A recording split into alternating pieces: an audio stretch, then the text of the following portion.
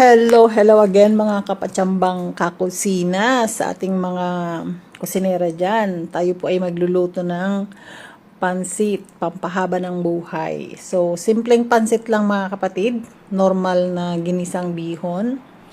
Ayan, nagisa po tayo ng ating sahog, ginisang mga karne ng baboy. Sorry po sa mga hindi kumakain ng baboy. So, pag nag-brown na mga kapatid, lagyan na po natin ng white onion. Ayan. Kahit naman pula yan o brown o whatever na onion as long as na sibuyas, pwede po mga kapatid. Ayan. Ang bango-bango na. Ang bango-bango na ng ating ginigisang sibuyas. Ayan. Nilagay ko na po yung carrots, sayote. Yan po yung meron kami.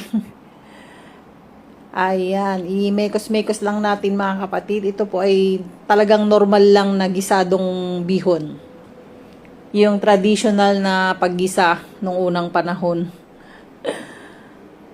So maraming salamat po sa lahat ng ating mga viewers, sa lahat ng ating mga kapatsambang luto, mga sari-saring video, lalo na po ang mga buhay probinsya video natin.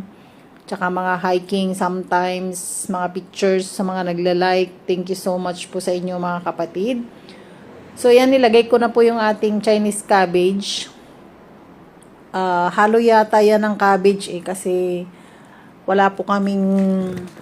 Yan po yung mga mixed gulay lang na naiwan dyan sa bahay. Yan po yung pinangrikado ko ng aming pansit. Ayan, nilagay ko na po ang ating...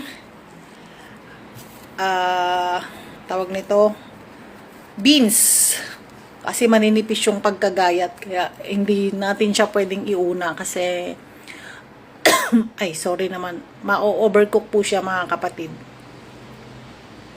Ayan, i-mekos-mekos lang po hanggang sa half cook lang. Sorry po, inuubo. Ayan, so syempre, ang ilalagay nating pampalasa niyan ay toyo. Kung may toyo ang misis nyo, pwede nyo rin pong pansahog na. Syempre, lagyan natin ng magic. Ima-magic natin para lalong sumarap ang ating pansit.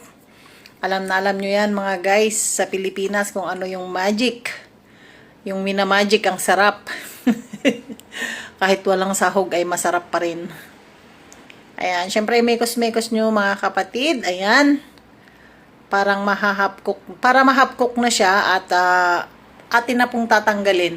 Ayan, naglagay po ako ng pamintang durog. Maglagay po ng mga 1 tablespoon, 1 teaspoon po, sorry. Masyado pong marami pag tablespoon, masyadong maanghang mga kapatid. So, thank you so much naman po sa mga nanonood sa atin, saan mang sulok kayo ng mundo. Ayan, so fast forward tayo guys. Tinanggal ko na po yung ating gulay. Tapos naglagay ako dyan ng konting tubig lang. Mga 2 to 3 cups kasi konti lang naman po yung lulutuin natin. Ayan. Kalahating kilo lang po yan. So nilagay ko na po. Ito po yung traditional na luto ng unang panahon. Yung naglalagay ng tubig, pinapakuluan, nilalagyan ng soya sauce, soy. And then ayan na. I-mekos-mekos, and then pag okay na yung pansit, ihalo na yung gulay, and then tapos na, 'di ba? Ganun lang kasimple mga kapatid. Sobrang simple lang po ang pagluluto ng pansit gisado. Ayan, natutunan ko po 'yan sa aking nanay at nanay Corleng tsaka si Lolo Biyong. Ayan, malapit na pong maluto ang ating pansit mga kapatid. Pwede kayong magdagdag ng oil para maging shiny naman yung kulay. And make sure nyo naman na tama na po yung timpla.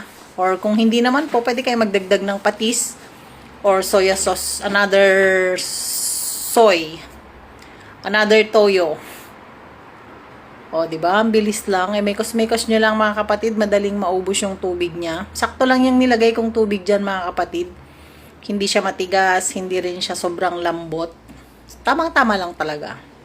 So, tansyahin nyo na lang mga kapatid sa inyo kung gaano kadami yung pansit na ilalagay nyo. Mas maganda yung unti-unti nyo kasi kung marami ilalagay nyo at sobrang lambot na yung pansit, pangit din. Kaya mas maganda yung kayo yung mag-add ng konti-konti. Kaysa yung sobrang basa na, hindi nyo na mababawi.